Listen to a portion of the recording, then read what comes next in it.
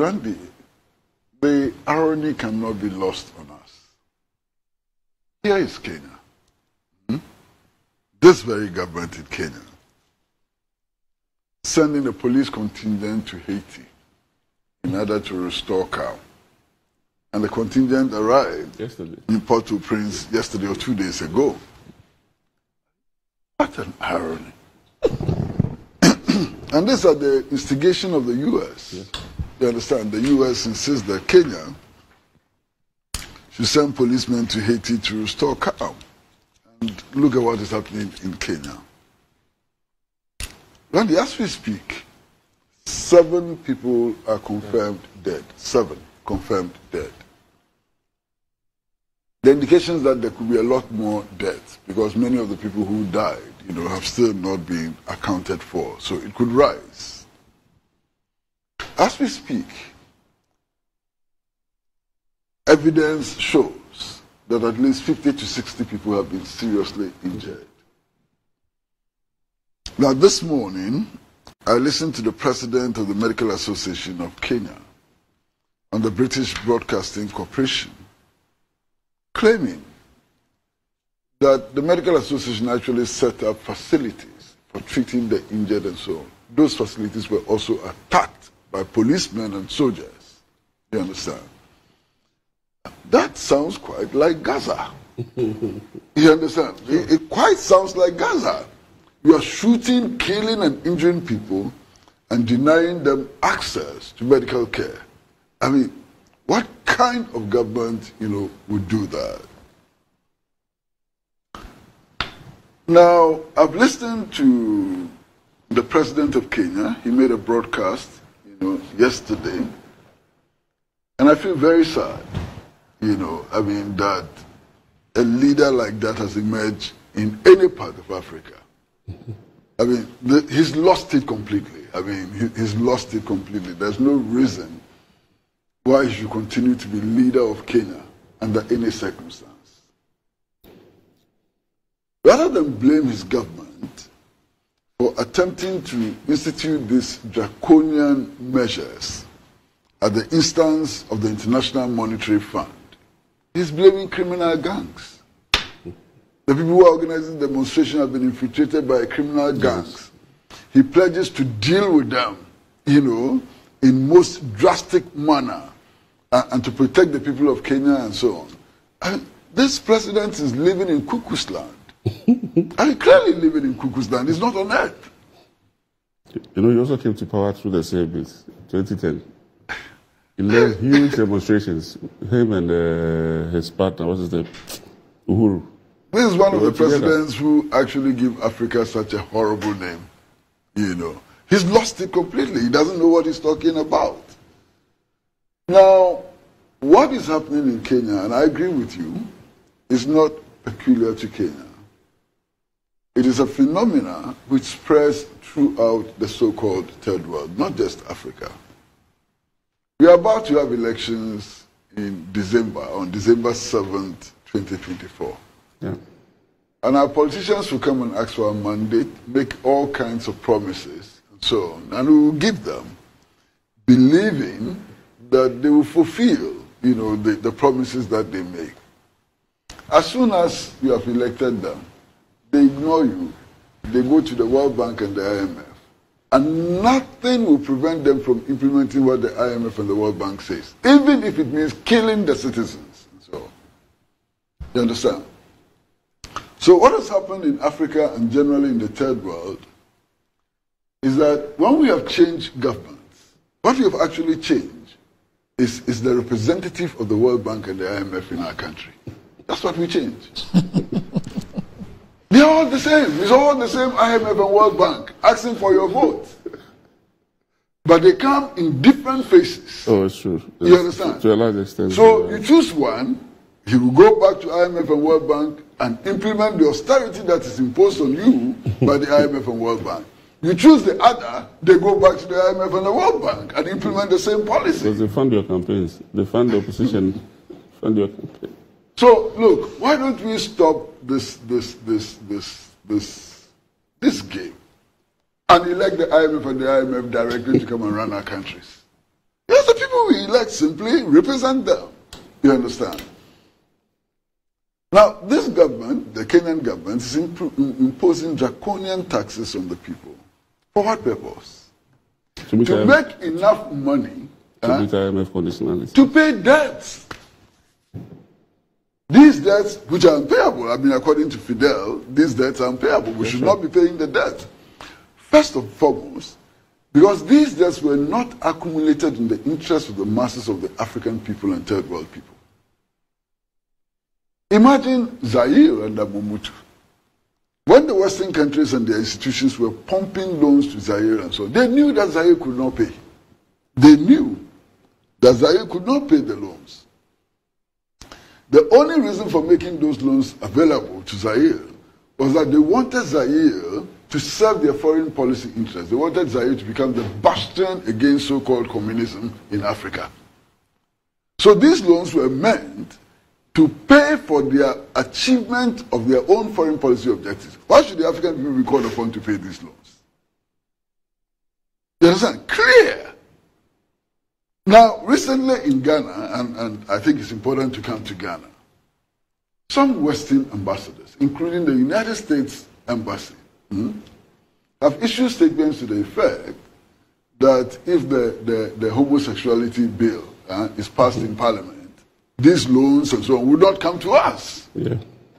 So these loans are being used as weapons, as tools. In order to get our governments, to pursue certain objectives that the West dictates. So these loans are not meant for development. They are not meant to ensure that we achieve the development goals either set by the UN or the AU and so on. They are meant for us to become client states of the West. And yet, we are the people who suffer to pay the loans. Bread. The Kenyan government was going to tax bread. You understand? Why is Kenya receiving so much assistance from the West and Western institutions and so on? One of the reasons is that because they've agreed to send its policemen to Haiti to go and do the dirty job of Uncle Sam. They're fighting us about on their behalf. Exactly. Okay? So these debts should not be paid. It's immoral to pay these debts. And the time has come for us as countries of the so-called third world to unite, to build a forum and to tell them that, look, we are not going to pay for these debts because you impose them on us in order to achieve your own foreign policy objectives. And at the time that you were making these loans available to us, you knew that we could not pay. If I could add to what Kwesi was saying, you talked about this client state of the West. Yes. Doesn't it fall within the idea that these states that we run, or our states, this Ghana, Togo, Benin, are all artificial creations for the West? Because... Oh, absolutely. Absolutely. I mean, you go back to 1884. How did these states get created in Africa? Otto von Bismarck, and his friends sat at the table, who was Chancellor of Germany at the time, invited his Western counterparts to a meeting in Bonn. They put the map of Africa on the table before them. They took pencils and drew lines across. Like pizza. Yeah. They drew lines across. These lines became boundaries of countries.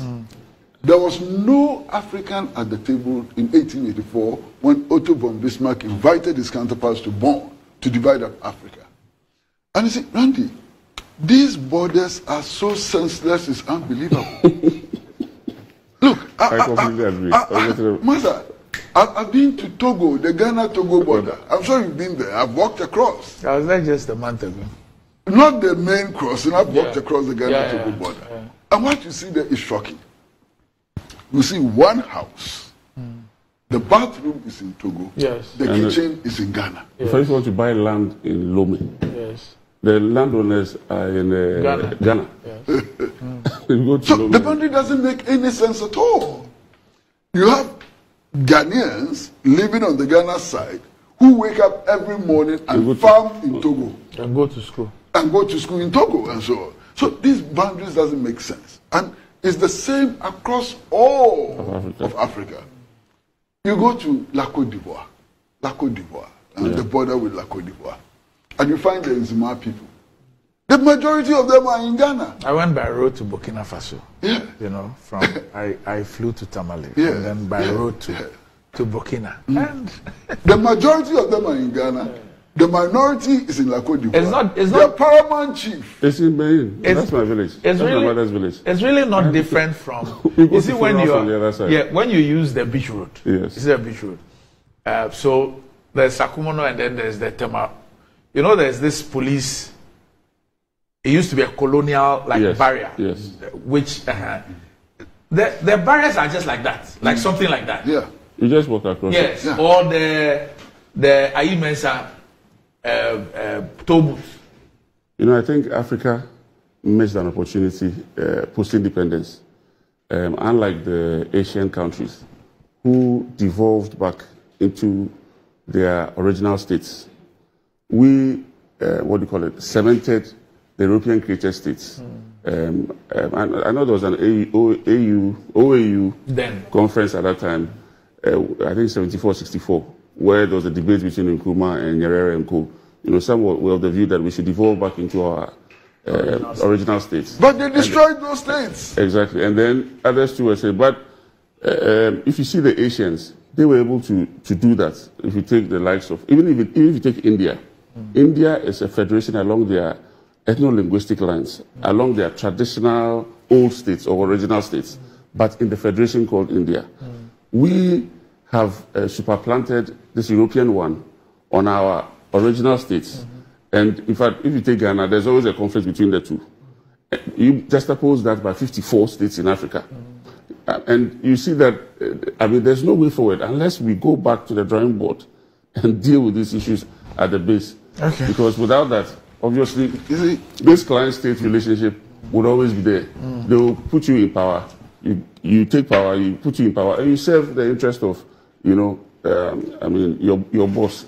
That's the problem.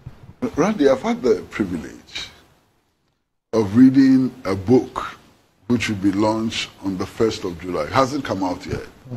And the author tells me that he gave me the very first copy. Dr. Don Atta has written a history of Ghana, which is going to launch. And Randy, you should read it. I'd love to do that. It's shocking. The revelations are so very shocking.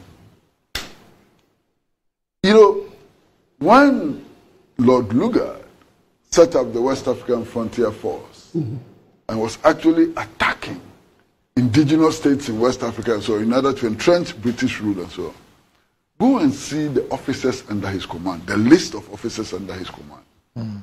Some of those we hail today as heroes of national liberation were officers under the command of Lord Lugard. You know, that's not just all. It also tells you about the plan that the colonialists had in order to ensure that even after independence, we will not be able to break free. Exactly. And Lord Lugard wrote extensively about that. You know, Lord Lugard, actually it was his wife who was a journalist and so on who came up with the whole idea of indirect rule. But Lord Lugard somehow is regarded by some historians as the apostle of indirect rule. And he wrote extensively about these things. And they are captured in Dr. Don Atta's book that I'm reading. I haven't gotten far. I'm not even in the middle. It's a 500-page book. Whoa. You know.